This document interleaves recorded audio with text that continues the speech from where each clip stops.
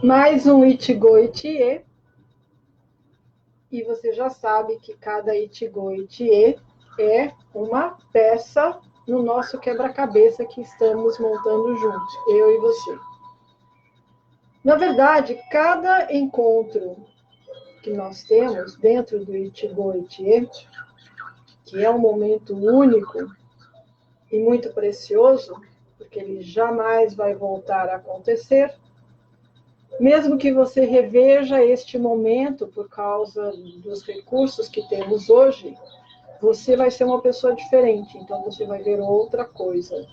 E ao ouvir o que foi dito, você vai entender algo diferente.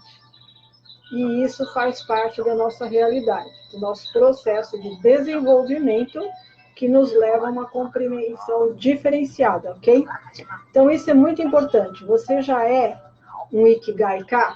Ka, no final de uma palavra, significa que aquela pessoa faz, pratica e é o que antecede ao Ka. Então, um mangaka é um desenhista de mangá. Um Ikigai Ka é uma pessoa que vive em consonância do que ela é com o que ela faz. Ou uma aspirante. Então, se você quer ser ou já é um Ikigai-ka e quiser se unir a nós, nós já somos 108 Ikigai-ka. E você é bem-vindo à nossa família, porque já somos 108, não, somos 208 Ikigai-ka praticando e que vivem em consonância do que são com o que fazem. E lá, dentro do nosso Vida Ikigai, nós estamos juntando as pedras do quebra-cabeça. Porque quando Deus se revelou à humanidade, ele se revelou fragmentado. Presta atenção, ele se revelou fragmentado. Ele não se revelou na íntegra, numa única expressão, num único canal, mas sim, ele se fragmentou, porque com essa fragmentação,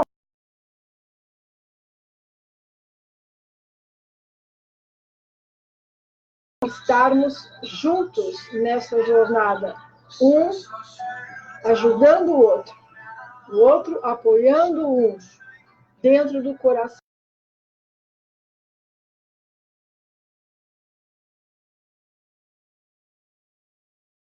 Os olhos do observador do tabuleiro, você vai ver que a Terra é um tabuleiro, que existem várias peças dentro desse tabuleiro, jogando em tabuleiros menores, e que no final, quando tudo isso se encaixar, então o propósito está cumprido. Ok? Você está vendo uma fumacinha aí? Então, essa fumacinha, na verdade, é de um incenso muito especial que eu uso em momentos muito especiais. Ele é um saiflora. E qual é o diferencial desse incenso indiano saiflora? O diferencial é que ele é feito com bambu que é colhido só nos meses que não tem R. Porque os meses que tem R, o bambu ele fica sosso. Mas nos meses que não tem R. Mas nos meses que não tem R, então o bambu ele tem uma nota diferenciada. E é com este bambu, com essa nota diferenciada nos meses que não tem R, que é feito o saiflora. Então ele tem uma frequência diferente, ele tem uma reverberação diferente e um perfume muito diferente também. Tá? Ele é muito especial. Ele é um incenso relativamente caro, mas se você for ver a qualidade dele, a espiritualidade dele quando você o acende, vale o preço que você paga e é até muito barato, porque aonde ele está aceso, ele está impregnando toda a atmosfera. Lembrando que atmosfera é mente e mente é atmosfera, e que ambas são uma frequência e uma vibração, se você muda a frequência da atmosfera, você muda a frequência da sua mente. E o Sai-Flora, quando ele se propaga no ambiente, ele muda a atmosfera. E mudando a atmosfera, a sua mente também vai mudar. Sua mente mudando, você pode se expressar melhor, você pode perceber melhor. Porque o problema não está em você, está na sua mente. A sua mente é o seu corpo, e o seu corpo tem uma configuração que você herdou da forma pensamento dos seus pais, que herdaram dos seus avós, e assim sucessivamente numa hierarquia de uma reticência imaginária que vai até a origem. Que de lá saiu um e ele foi se propagando na linha do tempo até se tornar você, se tornar eu. Certo? Então tá, já fizemos uma boa introdução para esse nosso Ichigo Ichie. Então vamos falar e discutir sobre a proposta deste momento, que é a didática versus o raciocínio lógico e a mente que percebe, a mente que pensa, que é a inteligência. Inteligência é a capacidade de percepção sobre algo que está sendo apresentado. Você percebe. Tá? Isso é inteligência. E quanto mais rápido você perceber, mais inteligente. Isso nós já falamos e eu estou sendo redundante. Então, vamos direto.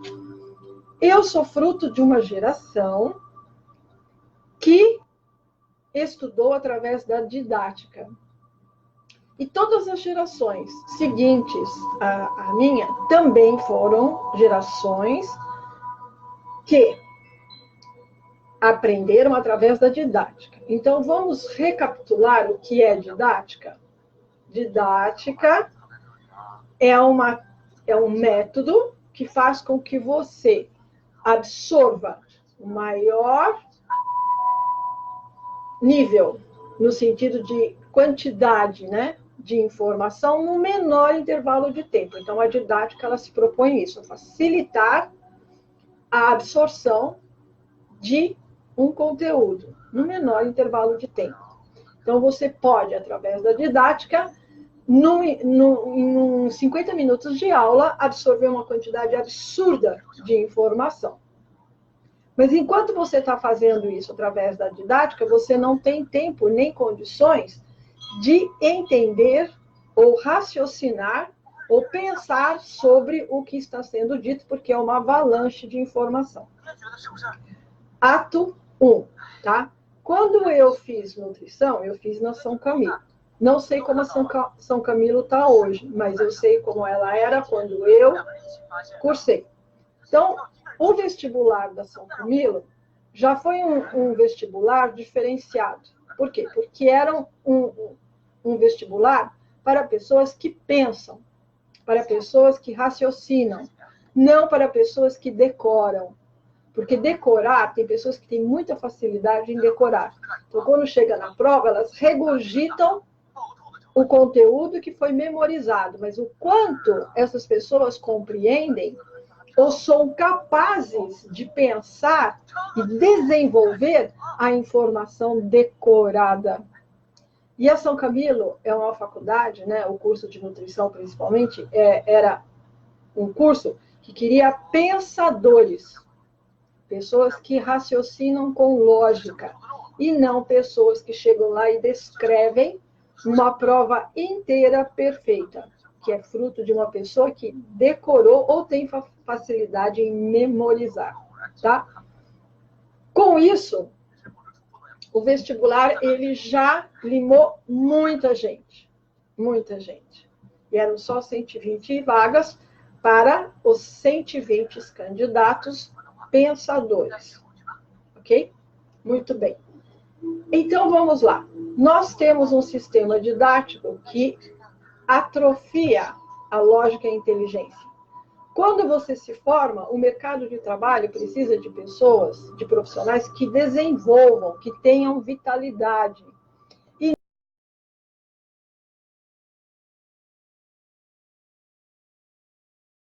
mais diferencial na hora de você entrar no mercado de trabalho. Se você sabe, se você aprendeu através da didática e chega na hora de executar, você é uma pessoa que pensa, desenvolve e tem vivacidade, o mundo é seu. Mas se você chegar lá e fica cumprindo regras e obedecendo ordens, esquece. Você pode ficar no intervalo de tempo, mas se surgir alguém com esse diferencial, você vai ser trocado como uma arruela torta de uma máquina. Se você assistir a vida de Steve Jobs, você vai ver isso claramente, né? Porque o Jobs, ele era uma pessoa que pensava. Ele tinha o 1 e ele pegava esse 1 e transformava em 10.000. Ele via longe, ele tinha uma perspectiva muito grande do que fazer com o 1 ao nível de uma propagação mundial. Isso é um diferencial. Então, todos, né, os gênios da humanidade, eles são loucos, porque eles pensam, porque eles discutem. E, de uma certa forma, o nosso sistema não gosta de pessoas que pensam, não gostam de pessoas que discutem. Quando eu cursei a minha faculdade, no final, na conclusão do primeiro ano, teve professores, né? Porque não foi só um, mas não foram todos, né? Que chegou para mim, confesso, dizendo que tinha medo de entrar na sala de aula porque eu estava lá. E que ele, de uma certa forma, tinha crescido muito e tinha amadurecido muito com essa experiência. Porque quando eu entrei para fazer o curso, eu já tinha um diferencial. Porque eu já tinha, através da minha inteligência, da minha irreverência, né?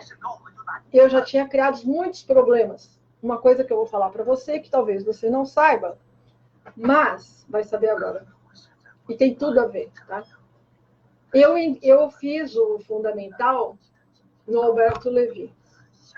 Alberto Levi era a USP, era o favorito do ensino fundamental na minha época. Então, você tinha que prestar um vestibular para entrar lá, só os melhores entravam, e era um colégio estadual e muito forte, até um certo ponto, tá?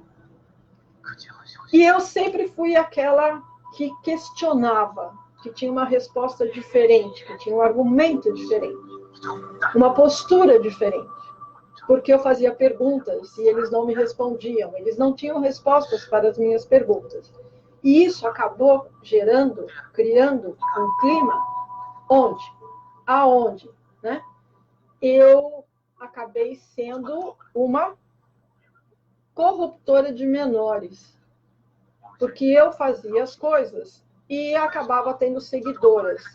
Porque o meu movimento inspirava outras meninas. E com isso eu fui convidada a sair do Alberto Levi.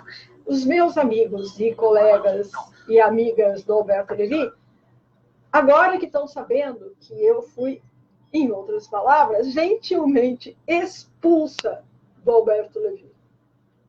Por causa da minha irreverência. Porque eu pensava, porque eu discutia, porque eu não gostava daquela coisa de você botar a matéria na cabeça e depois chegar numa prova e regurgitar todo o conhecimento que estava lá. Porque, para mim, como funcionava a minha cabeça? E qual a diferença entre eu pegar o livro, fazer uma consulta e copiar, ou eu memorizar, botar o livro dentro da cabeça e fazer a leitura e regurgitar no papel? Para mim, não tinha a menor diferença. E isso, para mim, não fazia sentido, eu não estava interessada nisso. E isso é uma coisa muito séria, porque eu queria entender o processo, eu queria sacar o que estava sendo dito. Eu queria ter um entendimento diferenciado das questões das provas. E não simplesmente, quanto é 1 mais 2? 3. Não, eu queria saber por que 2 mais 1 é 3. Hoje eu sei. Então, se eu tiver uma pergunta como essa, eu vou responder 3, mas porque eu sei porque é 3. Eu não estou regurgitando. Então, isso é a diferença entre uma didática e os pensadores. No nosso Itigo Itie anterior, nós vimos o quê? O homem, a mulher, né? E como se forma o eixo de energia, entre outros valores e conteúdo que foram discutidos, certo? Eu deixei os mesmos desenhos porque a partir de agora eu vou dar continuidade ao que eu prometi que ia fazer no nosso Itigo anterior, que ia levar você para ver algo que não é dito e que é um tabu, um preconceito, proibido. E eu não sei qual vai ser a reverberação quando eu colocar isto num ângulo e numa perspectiva diferente, entende? Mas, então, o que eu estou fazendo? Eu estou construindo o nosso quebra-cabeça através das peças. Eu estou, de uma certa forma, levando a sua mente a pensar e a raciocinar com as informações, sobre as informações que temos, até chegar a uma conclusão lógica e óbvia. Mas, nesse caso, eu vou te dar as peças e vou conduzir a sua inteligência a seguir um caminho para chegar a um determinado ponto, que é o tabu, preconceito, proibido, pecado, terrível. Como o mundo vê o que eu vou discutir com você.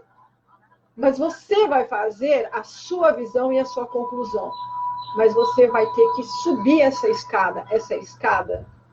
Você vai ter que subir essa escada junto comigo.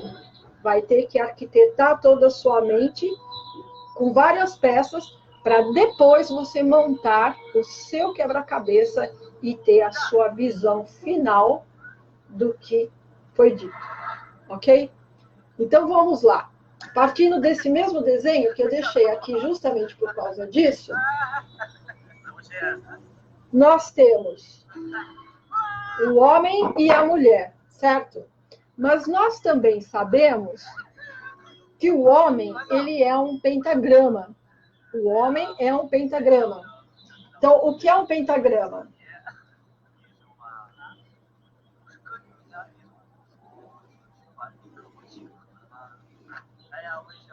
Isso é um pentagrama, porque penta é 5. Então, é a cabeça, os braços e as pernas. Isso é um pentagrama. Então, o homem é um pentagrama. Se o homem é um pentagrama, a mulher também é um pentagrama. Concorda? É óbvio. Ó.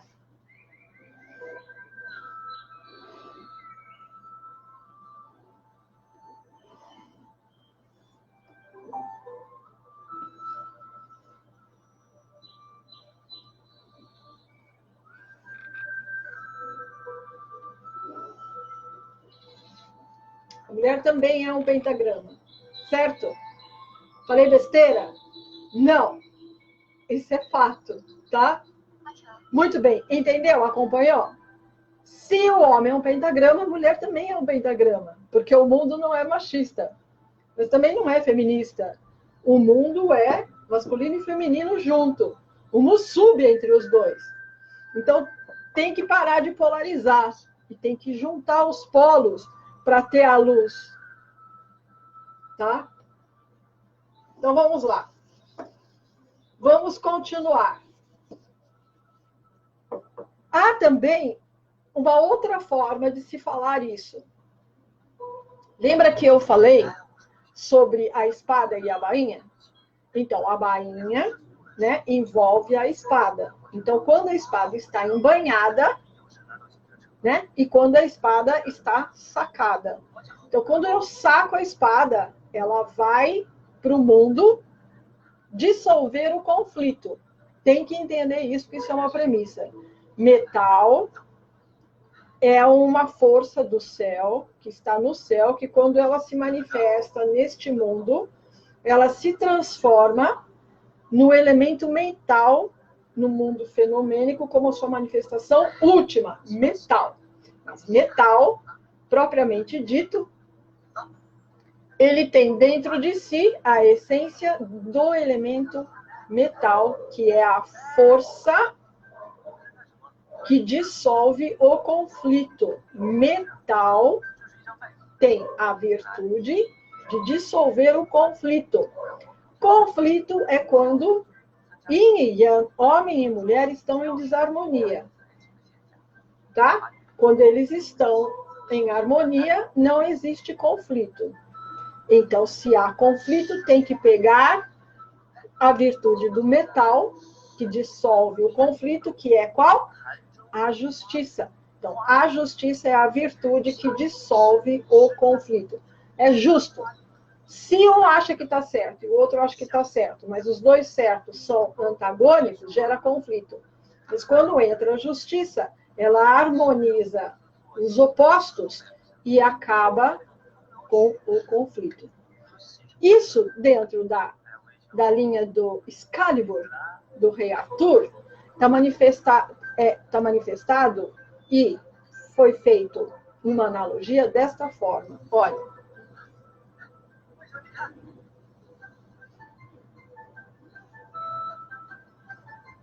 Tá?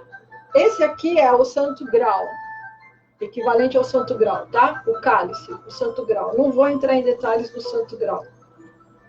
E aqui eu teria a Excalibur, tá?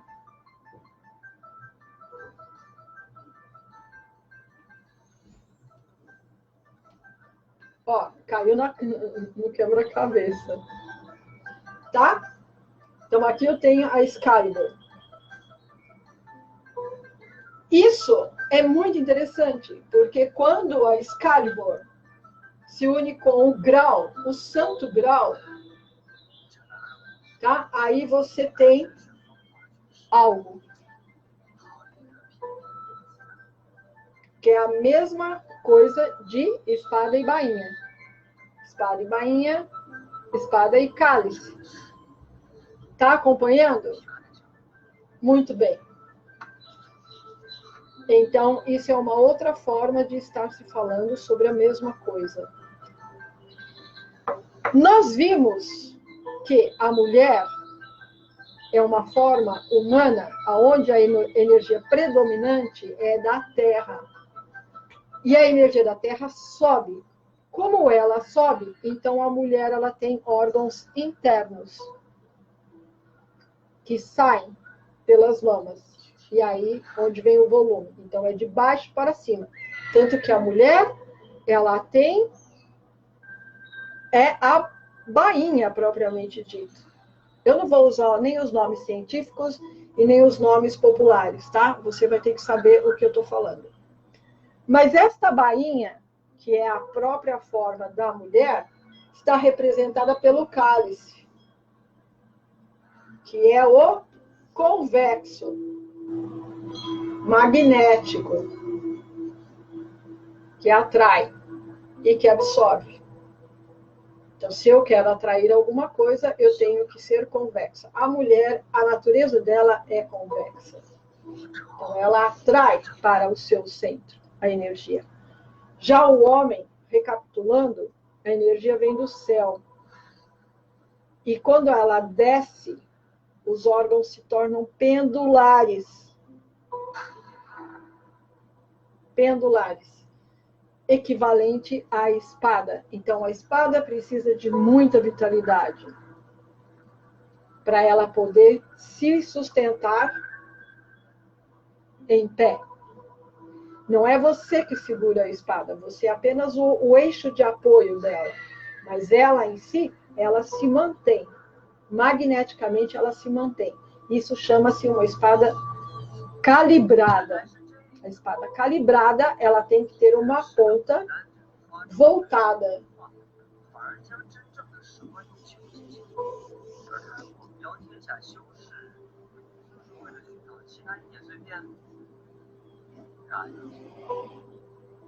Assim. Entendeu? Isto é um kataná, a curva de um kataná. Eu ia falar, mas vamos deixar para o próximo, Ichigo Ichie. Já tem bastante informação para você deixar fermentando aí no mundo das suas ideias e começar a sair do mundo, né, da didática para entrar no mundo dos pensadores que observam a realidade, a natureza e começam, através das pedras do quebra-cabeça, a montar, né, a montar o princípio original, a informação original, o tal propriamente dito. Tá bom? Deixa eu ver quanto tempo nós estamos aqui. 25 minutos e já estouramos o nosso tempo, tá? Eu te agradeço a atenção de estar aí. Se você é um Ikigai-K, estamos juntos. Se você se inscreve no Vida Ikigai, que é o meu canal, você soma com os que já estão lá. Porque a ideia não é fortalecer o canal. O canal não tem nada a ver com isso. O canal não precisa de força. O canal é um meio entre eu e você para o que precisa ser dito e fermentado no mundo de hoje. Ele é um meio, um veículo. Eu não sou uma youtuber e não quero fortalecer meu canal. Mas, quanto mais nós formos unidos, mais fortes seremos. E isso que é importante. Unidos pelo coração do tal. Ok? Ninguém tem pergunta? Nada? Então, vamos dar um tempo e vamos voltar, tá? Em breve. Que em japonês é matane, né? Vamos voltar a nos ver. Então, a gente só vai estar pausando. Tá? Vamos estar pausando. E voltamos a nos encontrarmos no próximo Ichigo Ichie. Quem sabe nesse dá para fazer o terceiro ato, aquele que eu vou falar sobre algo perigoso. Sei lá. Matane.